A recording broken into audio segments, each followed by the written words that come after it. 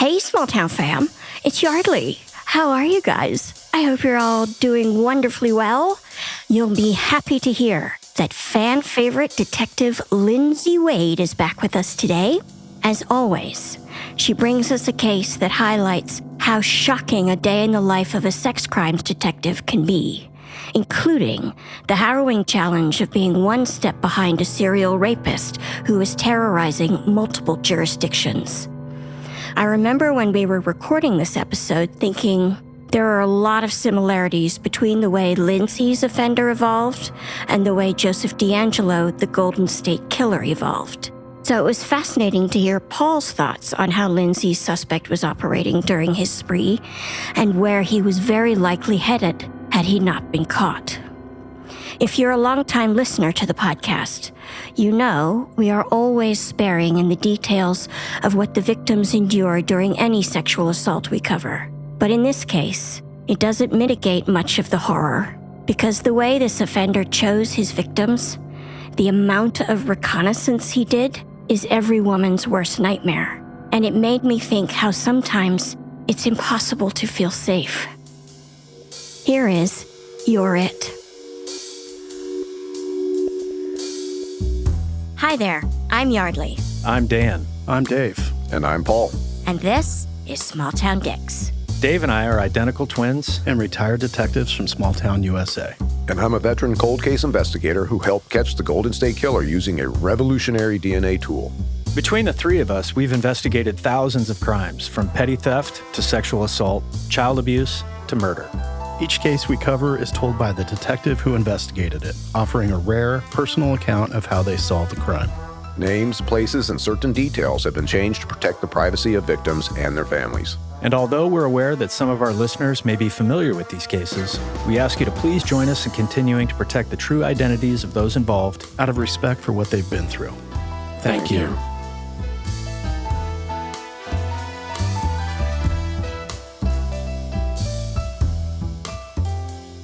Today on Small Town Dicks, we have the usual suspects. We have Detective Dan. Me first. Hello. You're first in my heart. Oh, thanks. Aw. We have Detective Dave. Hello, team. Hello, you. And we have the one and only Paul Holes. Hey. I feel like the more grandiose I am with the intros, the more muted you all are in reply. That's fair. It's called balance. De-escalation. I take your point. And small town fam, this is a very good day. We are so pleased to welcome back to the podcast the one and only Detective Lindsey Wade. Hello. Ah, Lindsey, it's so great to see you again. Thank you. Glad to be back. We always feel like it's a good sign when a detective will actually come back and talk to us. But you now, I think this is your third go with us, and that means the world to us. Thank you so much. Absolutely. Lindsey, this case you're bringing us today, tell us how it came to you. Yeah. So, gosh, this is a case that happened back in 2005. And this was definitely a memorable investigation for me. It was a serial rape investigation that spanned multiple jurisdictions. And, one of those cases that's kind of like, I don't know, your nightmare. I know that, at least for myself, I always have these ideas like, well, if I do this, I'm safe. Or if I do that, I'm safe. I lock my door. I have an alarm. I have a gun. I pay attention to my surroundings, blah, blah, blah, blah, blah.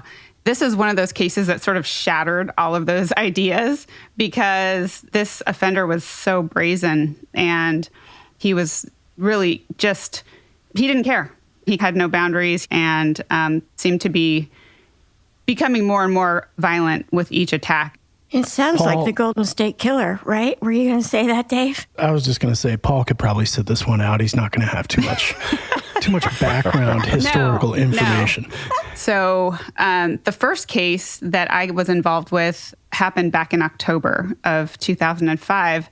And I actually got called out in early morning. I think it was, probably 5 a.m, for a home invasion rape. And so I get a call from my supervisor to respond out to this house. It was a single family residence in a normal residential area. 3 female roommates were living together, and the offender had broken into their home in the middle of the night, cut the phone lines, which right off the bat, that was extremely unusual. And we never knew 100% how he got into the house. It's possible that there could have been an open window or an unlocked door, but there was no sign of like obvious, a door kicked in or a broken window or anything like that. But somehow he got into the house and he woke up the first roommate, got her out of bed, and then systematically went from room to room, basically collected all 3 of the women that lived in the home from their separate bedrooms. And, these women wake up to see a guy wearing a ski mask, wearing gloves. He's basically covered from head to toe. He's got a gun. They described it as a revolver with wooden grips. And he basically takes all their cell phones and either breaks them or hides them, tells them he's looking for money. He makes the girls walk around the house and he kind of leads them around saying that he's looking for money. And then he ends up tying up 2 of the women with various cords and things that he found in the house, ties them up. They end up getting loose. So he reties them with some additional cords and hairdryer cords and straightening iron cords that he finds at the house. And his attention was really primarily on the 3rd female, who I believe was his intended target. We're just going to call her Amy. And he spent several hours in the house, sexually assaulting her in various rooms within the house.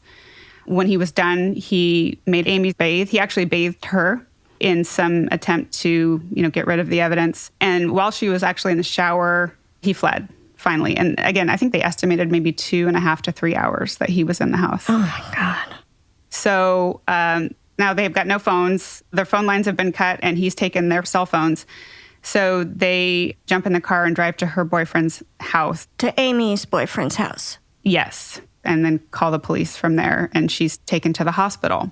So the patrol officers respond to the hospital, and they hear what had happened, and they end up asking for a detective call-out, which was the appropriate move to do that.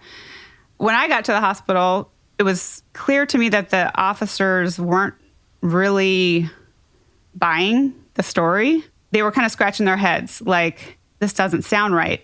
How can this be? This is like the craziest story we've ever heard kind of a thing. And I mean, it's just not uncommon because it was so outside the box and so uncharacteristic of any kind of a sexual assault. But to hear all the things that this person did in the house, it was hard for these officers to believe that this actually happened. So was that, though, because was Amy the only one who was sexually assaulted? Yes. And they didn't believe that this suspect would only rape one woman? I don't think that's it. I just think that the story of what happened seemed so outrageous that it was just hard for them to even wrap their minds around the fact that this could actually happen. I've worked with folks like that. If they haven't experienced it or they haven't been exposed to this type of violence before, for some people, it's just hard for them to wrap their brain around the fact that, this stuff really does happen. This isn't like, a made-up story. This isn't a movie. This happens in real life. Right. I've had multiple patrol officers at hospitals where I get called out, kind of pull me aside and say, there's no way it happened this way. And I'm like, well, I'll make up my mind. And then you ask some questions. I wouldn't say it's a lot of officers. I wouldn't even say it's a few. It's a pretty small number. But one officer in particular that I used to talk to, he'd just say, I just have a hard time believing that an adult could ever do this to a child. And I'm like, well, you're in the wrong fucking job, dude. Yeah. So I can understand where some of these officers are coming from because it sounds like a movie. Yes. And they're saying, there's no way that would happen this way. And sadly, we know from experience that, yes, that does happen. You have to keep an open mind. Absolutely. And I mean, regardless of whether they had questions about it, they did the right thing by notifying their supervisor and ultimately initiating a call out of detectives so that we could take over. But, it was very surreal, to be honest. And I remember sitting in the waiting room with Amy's boyfriend and him asking me, like, on a scale of, 1 to 10, like, how bad is this? Like, how serious is this? I'm like, it's at the top. This is very unusual and we need to be geared up for next time. So we better do everything that we can during this crime scene investigation and during this investigation to try to identify this guy. And did the offender verbalize any threats to the women? He did not in this case. He demanded money. So one of the common threads throughout all the attacks in this case was that he would tell them, this is just a robbery, or I'm just here for the money. And I don't know if that was just to try to kind of like downplay it so that they would calm down and think that, you know, it was just going to be a robbery and not something else. But he kept asking for money, but that was about it. You know, and the demanding of the money, there is sort of a duality for the reason. You know, you do have offenders that are using the demand for money to de-escalate the victims. You know, okay, this isn't a sexual assault. I'm just here to take stuff.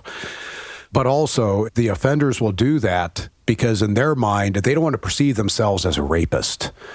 They want to see themselves as a thief. Yeah. And so they're trying to minimize internally why they are there. But the reality is they're there for the sexual assault. Absolutely.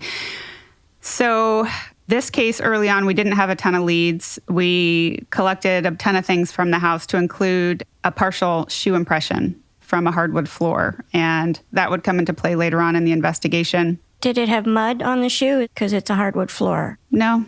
How do you get a shoe impression on a hardwood floor? So the latent print examiner dusted the floor and was able to identify a shoe impression that was not visible to the naked eye. Wow. But, you know, we collected some clothing, and there was a toothbrush that the offender required Amy to use to brush her teeth after the assault, a towel.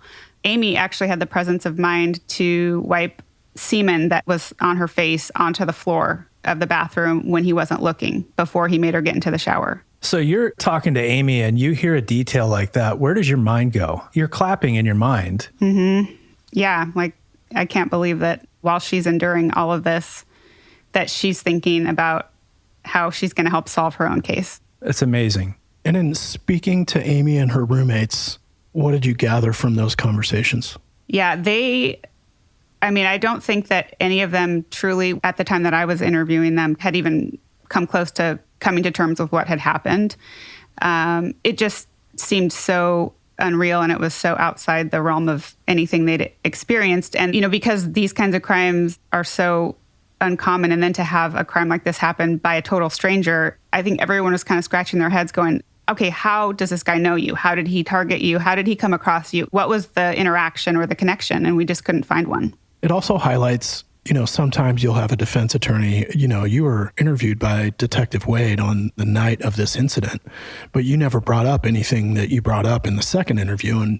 And I always go, well, things come back to you. It's the same reason why a lot of police unions, after an officer-involved shooting, you have a 48-hour to 72-hour delay in an officer giving their statement. It's because things come to you in the moments of calm and clarity where you're like, I forgot that detail. So just to stress, like, it's normal for people to have more detail later on in the interview process. Yeah, and for that reason, we didn't even attempt to interview the victim who was sexually assaulted, Amy, that morning or that day even. I got some basic information from her just about the crime scene when we were at the hospital, and we didn't even sit down with her and do a formal interview until the next day for that reason. Seasoned detective. In 2005, is there a DNA database? Yes. So the semen that's collected at least can get uploaded into, is that CODIS? Yes.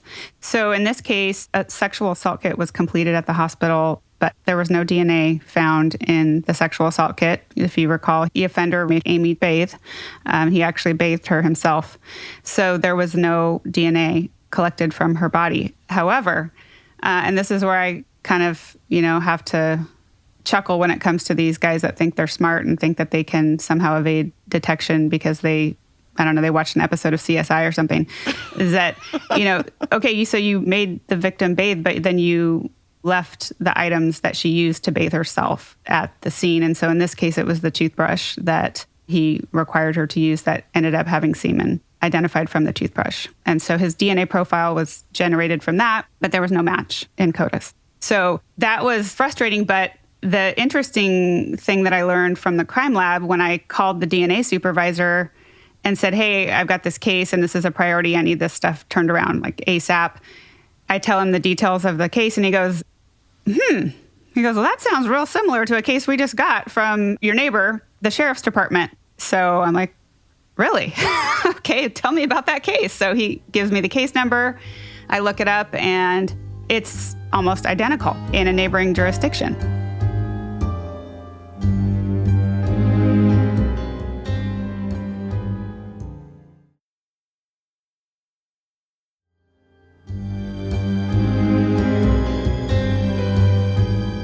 When did this other attack in the neighboring jurisdiction take place? That happened back in August. So this was October when this crime occurs. So just a couple months prior, there had been a similar attack in a very small town, maybe, I'm going to say 5 miles from this incident. That you were investigating? Correct. Yeah. So this previous incident occurred back in August. I was unaware of it. And thankfully, the crime lab knew about it and was able to point me in the right direction. And when I read through that case, immediately got a hold of the detective who was assigned to that one. He had also submitted evidence from that case to the lab, and we learned pretty quickly that we had the same offender based on the DNA. And similarly, in that case, there was no DNA from the sexual assault kit. However, there was a swab of the victim's neck taken and a swab of her breast taken by the sexual assault nurse examiner, and that had the offender's DNA. That's amazing. And that information from the August attack just hadn't been uploaded into CODIS yet, which would be why you didn't get a match? Right. But there was also no match to an offender. Like, this guy was not in CODIS as a convicted offender, so we would have gotten a case-to-case match if it had already been in there, but we wouldn't have known who the offender was. Understood. And so this attack that occurred in August in the town of Fircrest, this young lady was, I want to say she was 19 or 20. She lived at home with her mother and her brother. And she wakes up in the middle of the night in her bedroom to a strange man wearing a ski mask, armed with a gun, standing next to her bed. And he sexually assaulted her again for several hours. At one point, she actually screamed, and her mother came into her bedroom. And he must have heard the mother coming because he told her, if you say anything, I'll kill her. And so when mom came in, it was dark. Mom couldn't see what was going on in there. And so the victim just said, "Oh, I saw a spider, Mom. Go back to bed." So her mom left. And during the course of the attack, the offender forced her to take drugs. He had some pills, which I think was ecstasy, that he made her take. He told her that he had been watching her and that he had seen her in her room earlier taking pictures. So he clearly was doing some surveillance ahead of time. And then the really peculiar thing that he did at the conclusion, he made her get up and walk him to the front door and then made her give him a kiss before he left. Ew. Like they were on a date or something. Paul? Okay, so we're not going to dive into the sexual assault details and the sex acts that the offender did, but during the sexual assault, was he somebody that was cuddling with his victims, or is he punching them? Is he, making derogatory statements? None of the above. The sexual assault was pretty violent. He actually put the barrel of the gun into her mouth and into other orifices. So he was extremely violent, but he wasn't verbally making threats or anything like that. Yeah, because, this idea of having the victim walk him to the door and give him a kiss, that sounds like he's fantasizing about a consensual relationship. And I come out of this philosophy, gross rapist typologies, where you have your power assurance, your power assertive, anger retaliatory, and sexual sadist, and this is a broad classification of offenders. And these categories of offenders are very different from each other, or can be. And this idea of an offender coming in and living out a fantasy of a consensual relationship with the victim, where I kind of mentioned before, cuddling with the victim in the bed and stroking her hair and whispering sweet nothings into her ear. There are offenders that do this. This is out of my jurisdiction, NorCal rapist. This is a category of your power reassurance offender. They will use violence to control the victim, but they are trying to live out this fantasy, right, of this relationship with the victim, versus somebody like a Joseph D'Angelo. As a serial rapist, he was an anger retaliatory type of rapist. He is overwhelming the victims. He is not being nice to the victims. So your offender sounds like it might be a mixed offender, with the foreign object insertion, obviously trying to denigrate the victims with that. He possibly has fantasy of using the gun against the victims, but then to have this kind of almost this strange consensual kiss at the end of the rape. It's like he wants that reassurance that she liked her experience with him. Yeah. I also think that, there's a degree there where the offender, that's just one more way of humiliating her, is to have her give him a kiss. It's adding insult to injury. Totally. It's brutal. So we knew after those first two cases that we had one offender that we were looking for, but didn't know who it was. And there was a pretty intense media interest at that point. We tried to do what we could as far as canvassing and, putting out information, but we had a guy wearing a ski mask. We had no vehicle description. As far as the two victims, they looked similar. So they both had long, dark hair. They both had olive skin tone. And so we thought, okay, maybe there's some connection there as far as preference of victims. But how is he targeting these victims? We really couldn't come up with any commonality between the victims. They didn't know each other. They didn't operate in the same circles. There was nothing that we could really identify other than the first victim worked at a local shopping mall. And so we thought, okay, well, maybe he saw her at the mall. And the second victim, did she work in a public place like that? No. So, we were really struggling, but we didn't have very long to wait before the next crime occurred. So about 19 days after the incident that I investigated with Amy in Tacoma, I get a phone call from a detective in another neighboring jurisdiction. So now we're on to our third jurisdiction. And this is about maybe 25, 30 minutes north of Tacoma. So between Tacoma and Seattle, where this incident occurs. And I get a call from a detective late at night saying, hey, I saw the bulletin you put out about your home invasion rape. We just had a home invasion rape up here, and it seems very similar. So I think it was by the next day we were having our first task force meeting with that agency. They had several detectives that came down to our headquarters, and we met to discuss the cases. And their case was very similar to the other two down in the Tacoma area. In this particular incident, it was an apartment, not a single family residence. And there were 5 adults in the home when the offender broke in, 3 adult males and 2 adult females. Wow. He broke in through an unlocked window and surprised the first couple in their room, took control of them, and then forced them to corral the rest of the victims into one room. He made the women look for money. So he basically forced them to move around the house with him, holding them at gunpoint, telling them, where's the money? This is a robbery. He brought his own bindings. So he's kind of learned that maybe he needs to be a little bit more prepared. So he actually brought his own duct tape this time. He ended up tying up the 3 males. This is so bizarre. So the offender, during sort of a tirade that he went off on while he's there, he tells a male and female couple, I know you guys took a shower together earlier. I heard you guys in the shower. So he was clearly outside listening to what was happening inside the bathroom. But then he went on to kind of berate the males, telling them that you can't protect your women and, saying all kinds of things, to indicate that he was disgusted with them because he could come in and take control of their women and they really couldn't do anything about it. And there was one particular male that he really didn't like of the 3. And I believe this was the male that he overheard showering with the female, which she was his intended target.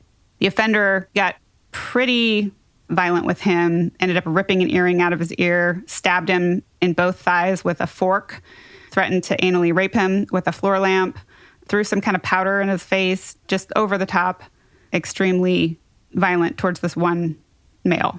So I wonder if the offender's brutality toward this particular male who was in the shower with one of his victims is the thing that sets the rapist off, as he's just like, how dare you take my prize, referring to the woman. Yeah, I believe that's entirely possible. Assuming that there had been no prior interaction between the offender and this male, as well as that this male didn't do anything that upset the offender during the commission of the crime, then the acts that he's taken against this particular male, that the offender is taking against this particular male, could be a result of this interaction that he overhears between the male and the victim in the shower. And in many ways, there may be almost a level of jealousy that is occurring in that offender's mind. And so when he gets the opportunity, he's upset that this victim has already kind of given herself to this other male. And so now what he's trying to do is strip power and control from that male, showing I'm the one that owns this victim. That's how he's thinking in his mind. Right. That's terrifying. Yeah. So the two females, he sexually assaulted them in front of the males. He also forced the two females to perform a sex act on each other. And then he forced the victims to bathe after it was over with. He fled the scene, left his roll of duct tape. I think they collected over 100 items of evidence from the apartment on this scene. And just like the other two, there was no DNA of his found in the sexual assault kits because he had forced them to bathe. But because he wasn't, exactly a rocket scientist, he left things at the crime scene that had his DNA on them, like a Coke can and cigarette butts. So the sexual assault kits that they take from these female victims don't have the offender's DNA. Am I to assume that there's no actual penetration? Or he doesn't ejaculate? And it's curious to me that if that's why he's there to commit this sexual assault, that there isn't semen inside these women. Yeah. It's a good question because you'd think even just making someone take a shower or take a bath isn't necessarily going to eliminate all of the DNA. But in this case, they didn't find any DNA. And I don't recall any of the victims indicating that he wore a condom or anything like that. Interesting. But, the DNA that was recovered came from a pop can and I believe a cigarette butt at the scene. So we were able to confirm that it was the same offender as the other two cases.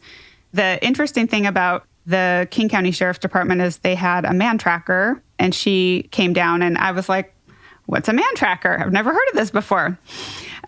So, of course, immediately I'm interested to find out what is a man tracker. So she is like a human tracker. So similar to, what they use at Border Patrol and other agencies is they look at footwear impressions and they look at changes in whatever the substrate is to identify what happened, who was there, and, where they went, what direction they went. What's a substrate? Like a floor, concrete, grass, carpet, whatever the surface is. The surface is.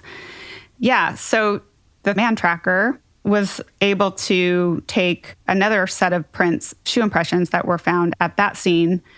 And then she sent that shoe impression along with the shoe impression that was collected from the crime scene in Tacoma to the FBI. And they were able to identify the type of shoe that the offender was wearing in both cases. And it was actually two different shoes, but they were both Nikes, both Nike tennis shoes. So that was just helpful for us to know. Obviously, we're not going to be able to identify, someone walking down the street based on their Nikes. But we knew that if at some point we get a suspect, that would be something that we could look at. So it was interesting. More interesting was her ability to go through and basically track his route around the apartment complex, where he had been, where he likely parked his vehicle, just based on her tracking ability. So it was pretty fascinating. And that was the first time I used her on a case. And going forward, she was involved in many cases of mine over the years because it was just such an interesting and fascinating ability. Any video surveillance at the apartment complex? No, we had no video. I don't think we had video in any of the cases, which 2005 doesn't seem like it's that long ago, but really, I guess it is. Yeah. This is before the Ring camera and everything else. And clearly the offender does surveillance. So, the prevalence of CCTV and Ring cameras back then, non-existent. Yeah. It wouldn't be difficult to find an apartment complex without the bubble cameras on each corner. Right. Yeah. So in this particular incident, this was the third one, the two female victims were very similar in appearance to the victims from the Tacoma cases. Again, olive skin, dark hair, long dark hair. But we still couldn't come up with any common place or any place where any of these victims would have crossed paths. So again, we were kind of back to the drawing board. We had the DNA. We were doing a ton of like your usual things that you would do on these cases, looking at sex offenders, looking at previous crimes that occurred in the area, trying to come up with potential leads. And then we were getting pretty swamped with leads coming in from the public as well. So we were collecting DNA samples from people that were called in as tips and registered sex offenders and really coming up with nothing. And how was the cooperation between jurisdictions? It was pretty amazing. I had never actually worked with the King County Sheriff's Office, and that kind of cemented my relationship with them. This case did, because I worked many, many cases with them after this, and it was great. That's cool.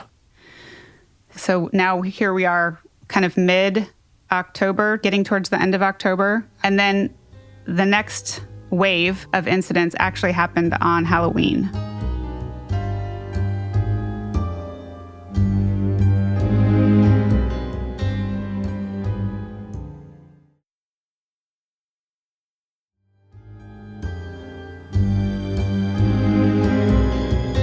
Lindsey, did you say there's a wave of incidents on Halloween night? Yes.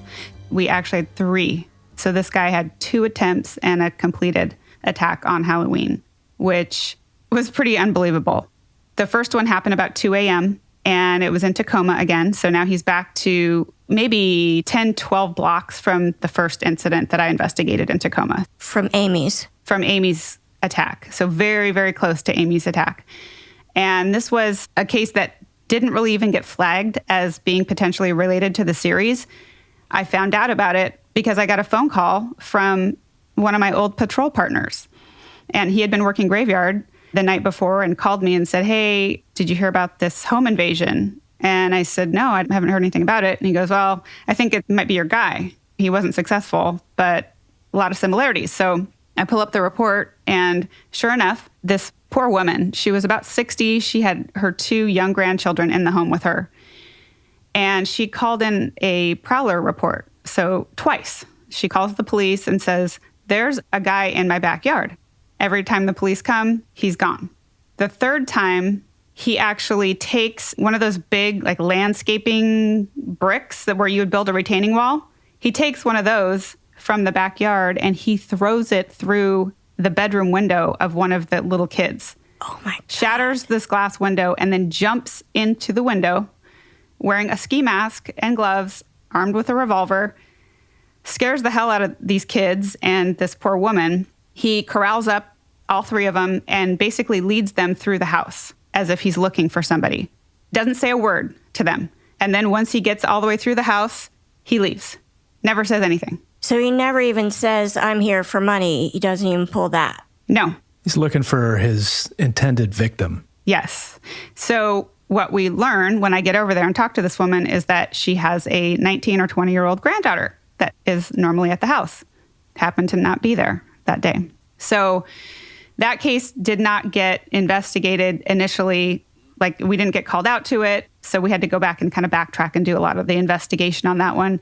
And he didn't cut the phone lines, but the offender disabled the exterior lights so that he could have the cover of darkness while he was conducting his surveillance on the house. So that's 2 a.m. on Halloween. Then at about 4 a.m., so a few hours later, he moves to the north end of Tacoma. So now he's moved about a mile away from this early morning attack. And the offender ends up forcing his way into an apartment. This time it's through an unlocked sliding glass door. And there are 2 adult males and an adult female who live in this apartment. He makes her remove her clothing. He duct tapes her hands behind her back, if I recall correctly. He takes the 2 males, ties them up with duct tape, takes all their phones, and puts the 2 males in the bathroom. And then he tells the female victim to call her 17-year-old sister to come over and bring money. And she does. Her sister comes over. Her sister is then ambushed. She is also tied up. While this is happening, the two male victims are able to break free of their bindings and jump out a window and start running and screaming through the complex, banging on doors until someone opens the door and they call the police. The offender hears what's going on and he ends up fleeing. Now he's struck out twice. And that incident as well, we didn't get called out to. I don't even remember how I found out about that one, but I did find out about it that morning. And when I went and spoke to the officer who took the report, he tried to tell me that it was some kind of a neighbor dispute over a stolen Xbox or something like that, and that it had nothing to do with, the serial rapist and blah, blah, blah. And so, I'm just ready to lose my mind at that point. But, again, we had to backtrack. We had to go find the victims, bring them all in. They're wondering what the hell is going on. Why is it that this isn't being taken seriously? And so it was pretty insane. Luckily, neither of the victims were sexually assaulted because he didn't have time. He fled before that occurred. But obviously, he didn't get what he wanted. So that evening, he goes up north to a jurisdiction called Des Moines, which is in King County. It's kind of between Tacoma and Seattle. And he commits his final act of the evening. And in that case, it was also an apartment complex.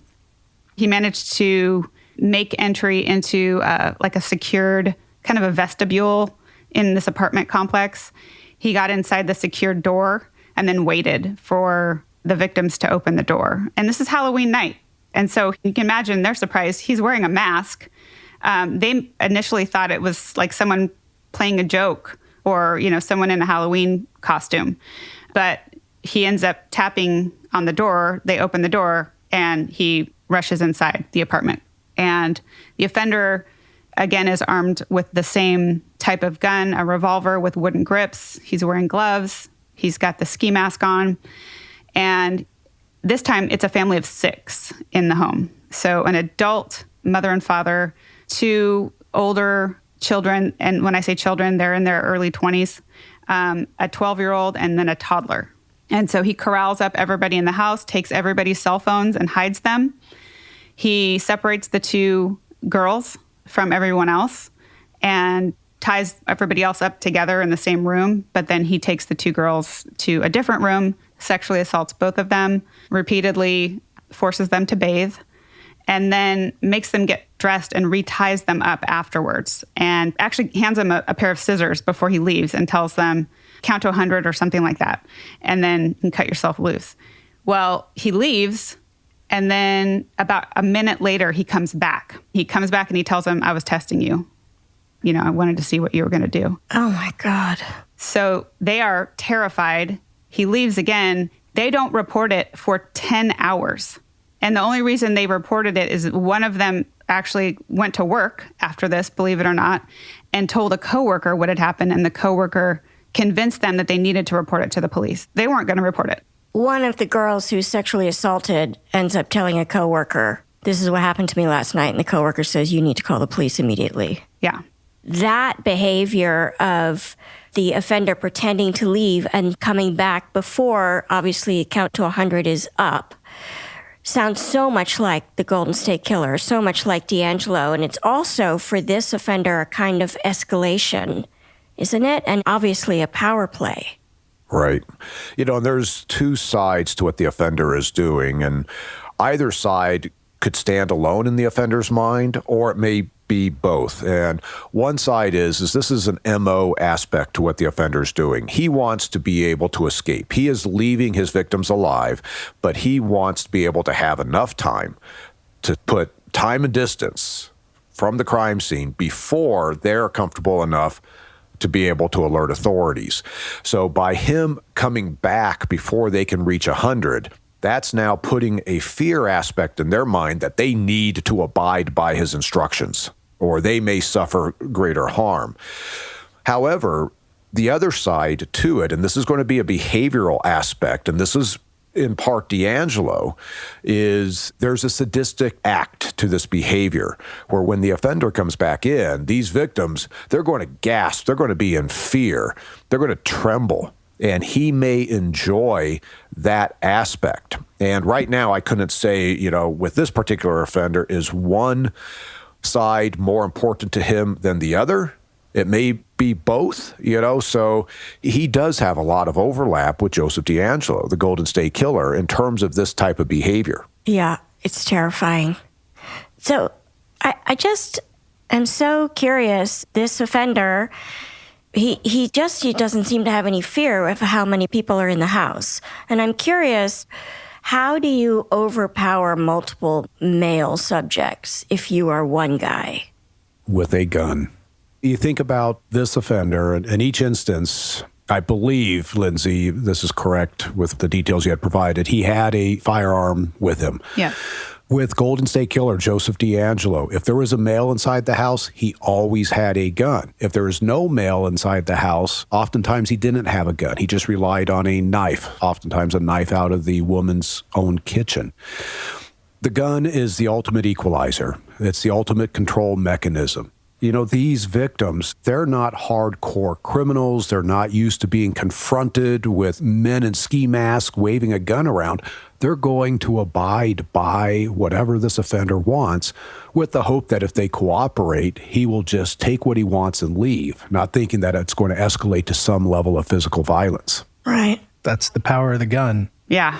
I think he had the element of surprise waking these people up in the middle of the night in a lot of the cases. So, they're disoriented. Right. You're behind the curve. Mm-hmm. And you think about that Halloween night where he's got a backup and another backup plan for his attacks. He's very prepared. So, Paul, I want to ask you about this because, again, it reminds me of DeAngelo, but it also seems rather unusual where this particular offender on Halloween night, when he breaks into the house with the grandmother and the two young children, he's looking for his specific victim who happens to not be there that night. He moves on to another house where there's a 19-year-old and has her call her own sister over. The sister comes, he rapes them both. He's aware of a sister. I mean, that just seems like a lot of planning. Can you speak to that? Well, he's a very organized offender. He's doing a lot of surveillance, and under surveillance, he is spotting victims at these locations that he wants to victimize. And so when he does go there and the victims that he wants aren't there, especially in that second case, he's going, I want you to get your 17-year-old sister here. He understands the dynamics of that family, and he's understanding that he can possibly get away with making that demand and being able to satisfy what he really wants that night. It sounds like he wants both, but particularly that 17-year-old. It doesn't escape my attention that this is on Halloween night. He's wearing a ski mask while the trick-or-treaters are out, and so he's just kind of blending in. So he's taking advantage of that.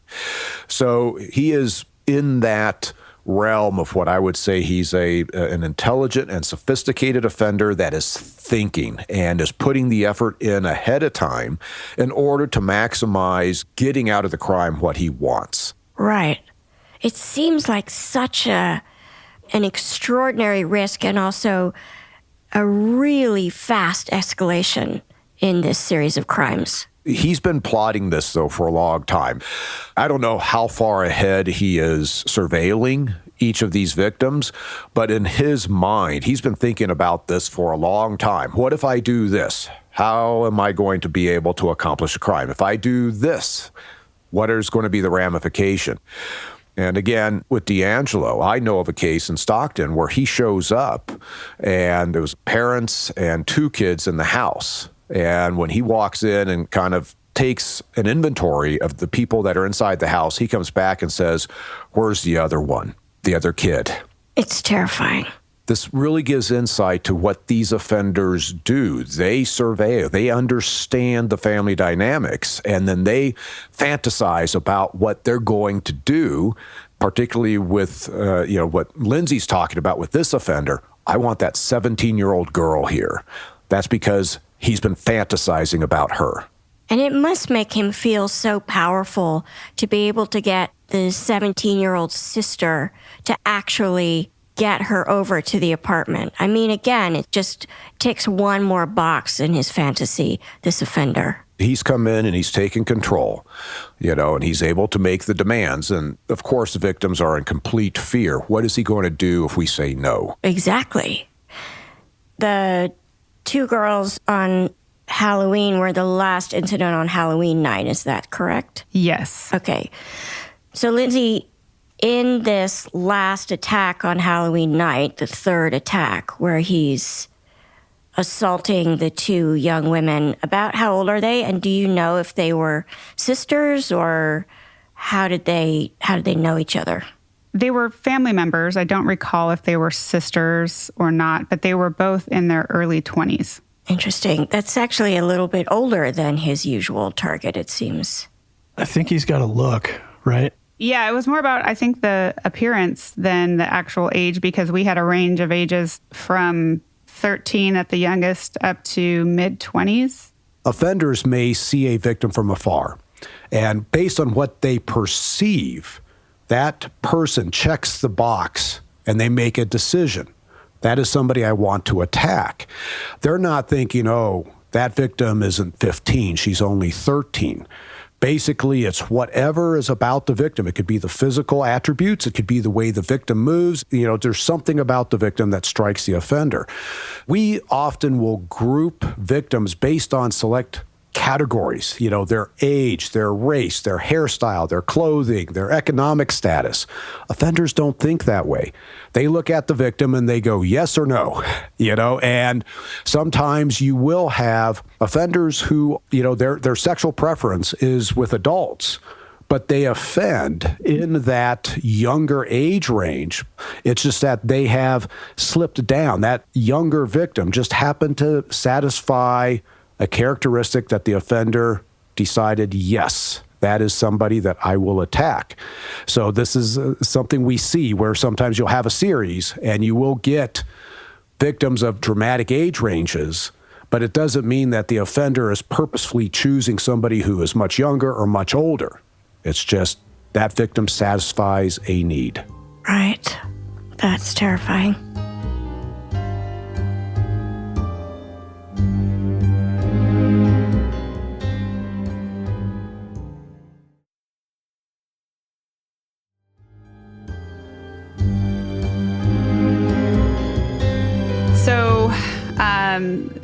Fast forward maybe a week after this last attack that occurred on Halloween. And the offender, again, breaks into an apartment. There was a mother and her two young teenage daughters living in the home, 13 and 15, I believe. He comes in through an unlocked window through the kitchen and confronts the two girls in their beds while they're asleep. Same getup as usual. He's got the ski mask, the gloves, the gun, everything. He ends up threatening the girls, don't make any noise or I'll kill your mom.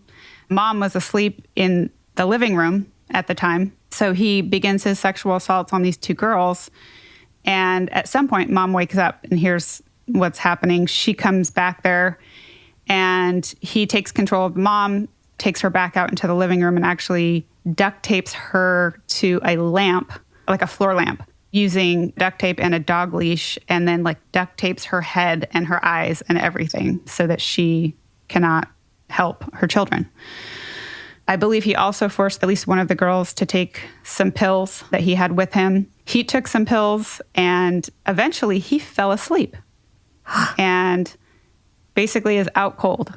Apparently this is a lot of work for him. The victims see their window to escape, and so they grab their mom and they flee, and they end up going to a friend's house, and they call the police.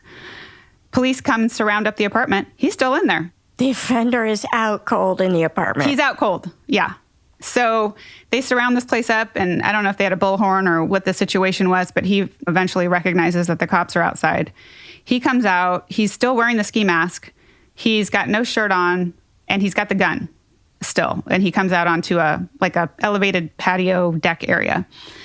He sees all the cops out there. He goes back inside the apartment, comes back out again. This time he's lost the ski mask. He's got a bundle of something in his hands, and he chucks it, throws it off into the bushes. And they try tasing him. It doesn't work. He ends up jumping off of the second-story balcony down below, and then he takes off on foot. So they end up shooting him. They only got him in the elbow. So he was incapacitated and taken into custody at that point. He had duct tape still stuck to his underwear, but he was in complete denial. I didn't do anything. I don't know what you're talking about. I don't know nothing about nothing. I was just taking a nap out here, basically, is what his story was. He lied about his name. When he got to the hospital, they eventually identified him through fingerprints as Anthony Casper Diaz. So then our investigation into him begins. And Diaz was in his mid-20s when we arrested him. Turned out he was married. He had 2 young children. He was unemployed at the time. And when we served a search warrant on his house that night, we found duct tape, gloves, ski mask. He had a device that was used to test phone lines inside the house. One thing that we found that was kind of interesting, we found the 2 types of Nike shoes that the FBI said were the shoes from the 2 attacks. But interestingly, we found a pack of these Marlboro Blue 72 cigarettes. And the victims from one of the Halloween attacks in Tacoma had reported that's the only thing he took was a pack of these Marlboro Blue 72 cigarettes. Well, we found that cigarette pack in the house, and he smoked Kools. Every other cigarette we found in the house and all his cigarette paraphernalia that we found was all Kool brand. So we believed that those were the cigarettes Diaz took from the second attack on Halloween in Tacoma that day, although we could never prove it. So he's in the hospital for a short period of time. Diaz ends up getting released and booked into jail in Pierce County, and he was booked on 20 felonies, Class A felonies with a weapon enhancement for each Class A felony. Did Diaz have a history of violent crime? No. He had like a driving while license suspended or something like that, some minor traffic situation. But that was his only conviction, so there was no reason for his DNA to be in the database.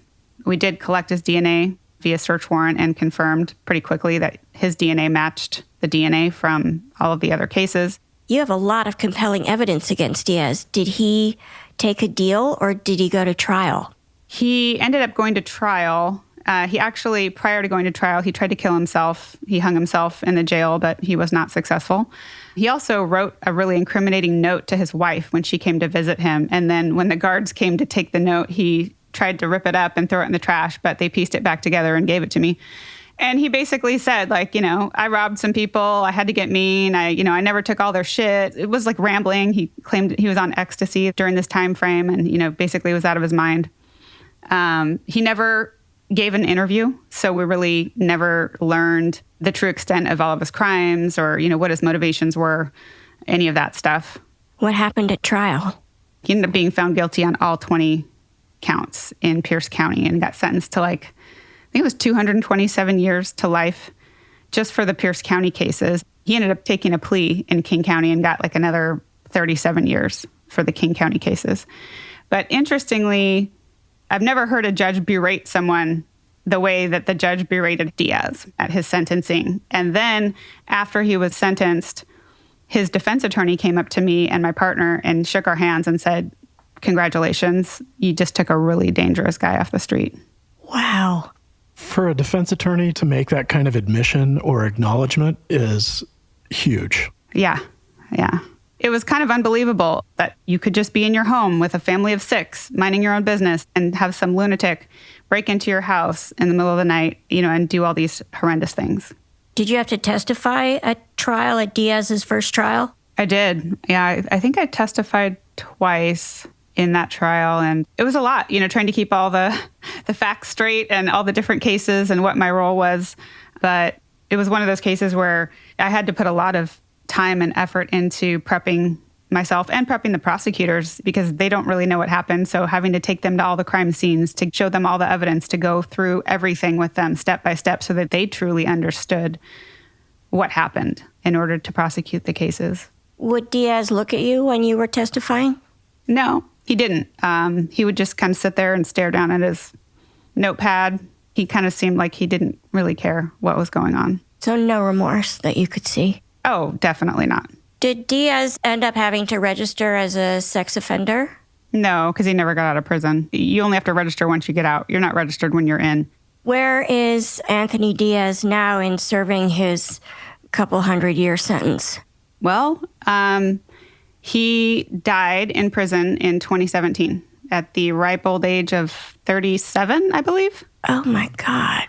Did somebody kill him in prison? They reported it as a natural death.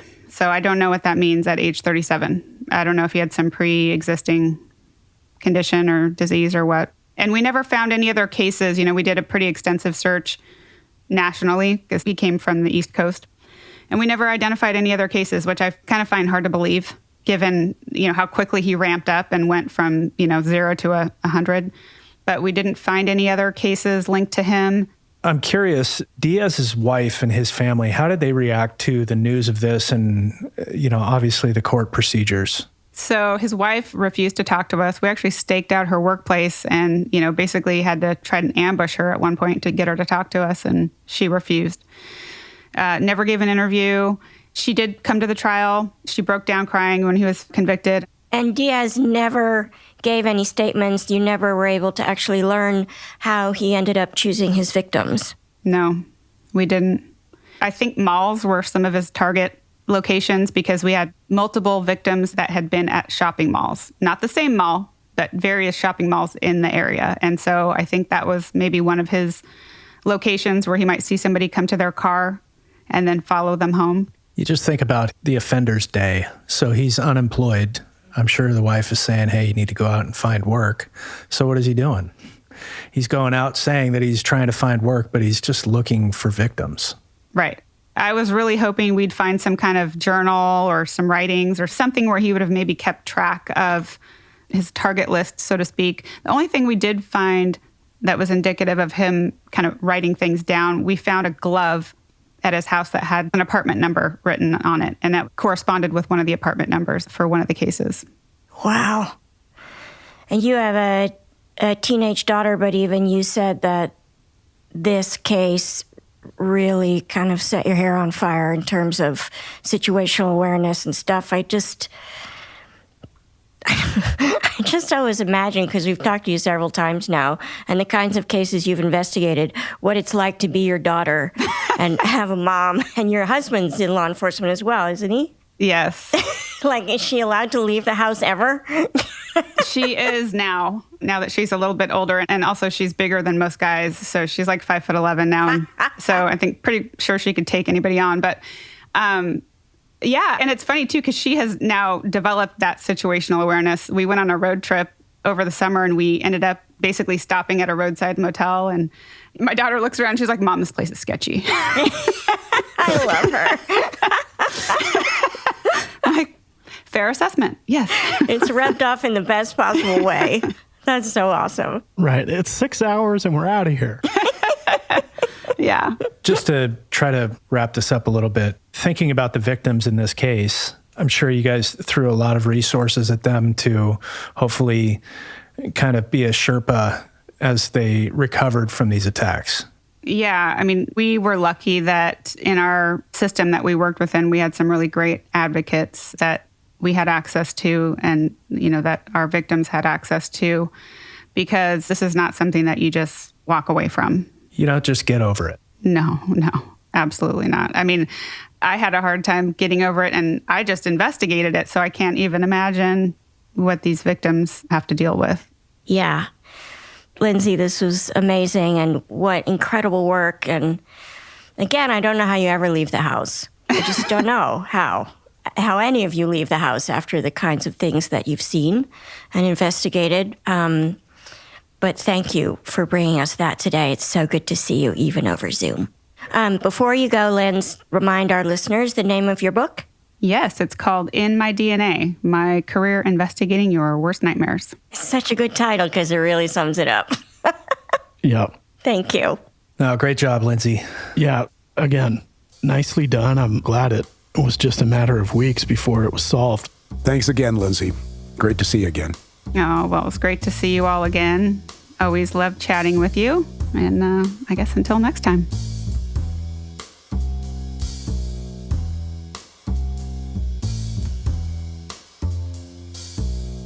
Small Town Dicks was created by Detectives Dan and Dave. The podcast is produced by Jessica Halstead and me, Yardley Smith. Our senior editor is Soren Bajan, and our editors are Christina Bracamontes and Aaron Phelps. Our associate producers are the real Nick Smitty and Aaron Gaynor. Gary Scott is our executive producer, and Logan Heftel is our production manager. Our books are cooked and cats wrangled by Ben Cornwell. And our social media maven is Monica Scott. It would make our day if you became a member of our small town fam by following us on Facebook, Instagram, and YouTube at SmallTownDicks. We love hearing from you. Oh, our groovy theme song was composed by John Forrest. Also, if you'd like to support the making of this podcast, hop on over to patreon.com/smalltowndickspodcast. There, for a small subscription fee, you'll find exclusive content you can't get anywhere else. The transcripts of this podcast are thanks to speech docs, and they can be found on our website, smalltowndicks.com. Thank you, Speech Docs, for this wonderful service. Small Town Dicks is an Audio 99 production. Small Town fam, thanks for listening. Nobody is better than you.